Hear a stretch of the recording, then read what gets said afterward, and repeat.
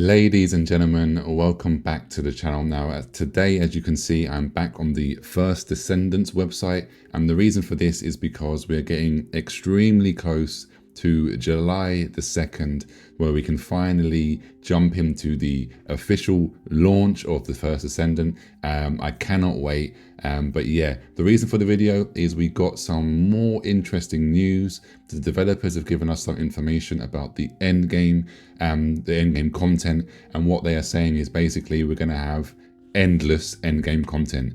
That is what they are saying. So I'm going to be getting into the information that we receive from the developers of the game.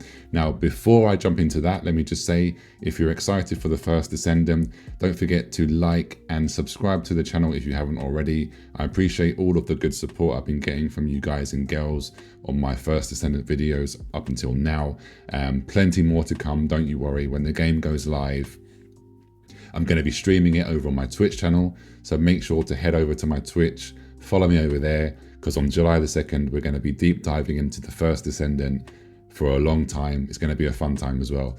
But also, just to let you guys and girls know, little heads up here, little plug. I am now officially been accepted into the Nexon content creation program for the First Descendant. I have a content creation page, so I'm going to pin that in the comment section down below. If you would like to support me, it is free to support me. Just follow the link, you create your account, and then you just support me. You click support, and then what that does, by the way, full transparency, is when the game goes live, and obviously if you do any in-game purchases, I have a creator code, which of course I'll put that in the comment section as well. And basically, it just helps me out. If you purchase any items whilst being a supporter to me, it helps me. So yeah, greatly appreciated. But yeah, let's jump into the information. Let's get it. So basically, the developers were saying this bit right now is sort of common sense, but I know a lot of you guys and girls, you probably are just thinking about one descendant.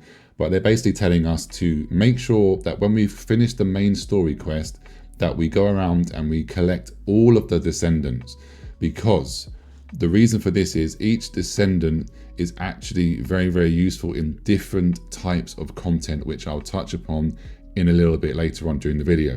But another thing that you should know, all of the descendants can be farmed in game by just playing the game, because I know there's a lot of people recently talking about pay to win in this game, and oh my god, there's going to be so much heavy monetization and stuff like that. Now, with regards to the monetization, we know there's going to be a battle pass, we know there's obviously skins, and we know there's some items you can purchase. I don't know the full details of the monetization yet because the game hasn't gone fully live.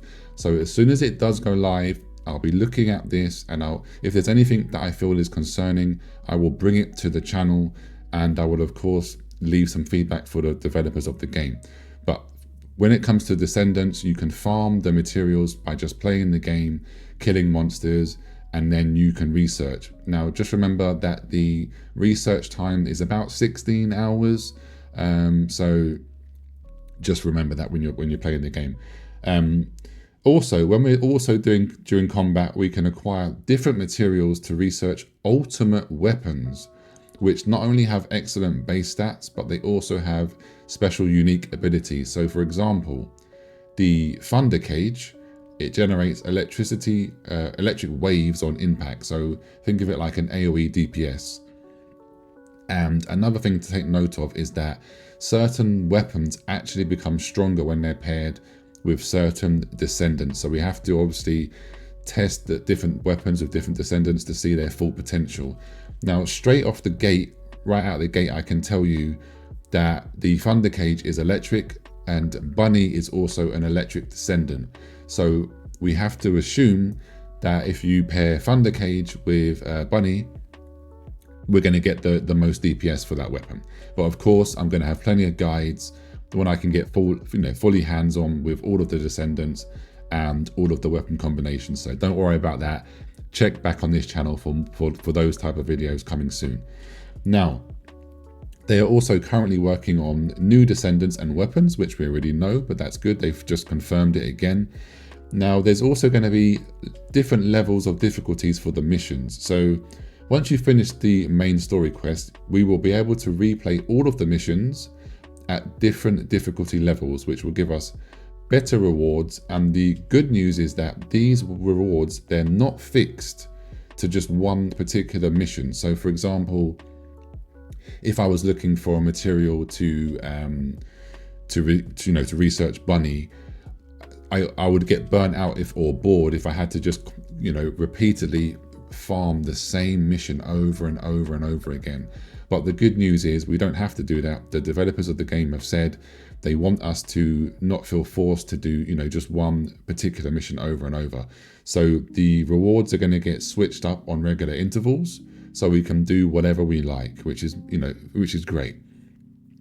Now, we can also do matchmaking in these missions, and these ones are called infiltration, where you can select different modifiers. So for example, to make it harder on us, you can do less HP, less attack power, and then you can make the enemy mobs have more HP and more attack, for example. So that's going to be fun to mess around with. Now, we also have special operations. These are some of the hardest missions in the game that require you to focus on pure combat with waves of enemies that we must defeat. And the rewards are based on how many rounds that we can finish. So the more rounds we do, the more rewards and better rewards we're going to receive, right? So for these, there is 3 types of these missions. We have the Cooper mine blocking, where you have a time limit to kill all of the monsters. So it's just literally just kill as fast as you can. So DPS, DPS, DPS, DPS. Then the second one is called resource defense, where we must protect a resource target from being destroyed. Again, it's got a time limit, so we have to kill all of the mobs and make sure that they do not destroy that certain resource. And then the third one is called neutralize void experiment. So the main goal is to eliminate these bombers who are trying to escape, but also we need to make sure we keep our heads on the swivel, because we're going to have plenty of mobs trying to kill us and get in our way. So that's going to be a little bit hectic, but it sounds a lot of fun. And now, last but not least, we have the void intercept battles. So these are the main big boss battles. So think of these as like a raid boss in other games, for example, right? Now, they were telling us, don't just assume that these bosses, because these like void bosses are just going to be bigger bosses with more HP. No, each individual void boss is going to have its own special attacks, patterns, mechanics, and we have to actually work together as a team and have some sort of coordination, and also, if possible, form a specific, team comp. So like in an MMORPG, we have the Holy Trinity. So you need a tank, a healer, and a DPS. It's going to work very, very similar to that. So we're going to have some support. It'd be ideal to have a support descendant, a tank descendant, and then obviously pure DPS. Now, this doesn't mean that having a team full of just DPS characters won't be viable. They are telling us that they think it's not going to be viable. So we're going to have to wait and see until we can, jump into the full game and test all of these theories out. But what they're trying to say is, don't just go in there and think it's just going to be a walk in the park. So that's great to hear. And of course, when you defeat these bosses, we're going to get great rewards to research more descendants and of course the ultimate weapons. So yeah, that's going to be it for today, ladies and gentlemen. I'm so excited. We haven't got long to go. It's great that the developers are giving us more and more information. They're drip feeding us more information about the game. And yeah, I'm going to have plenty of guides, plenty of weapon combinations, build guides right here on this channel. And also, like I said, I'm going to be live streaming this game on my Twitch. So yeah, thanks in advance for the support on the creator page. If you do, I appreciate it. It means a lot to me. And like, share and subscribe on this video. And the most important thing of this, have a wonderful day wherever you are. And I'll see you guys and girls soon. Take care. Peace.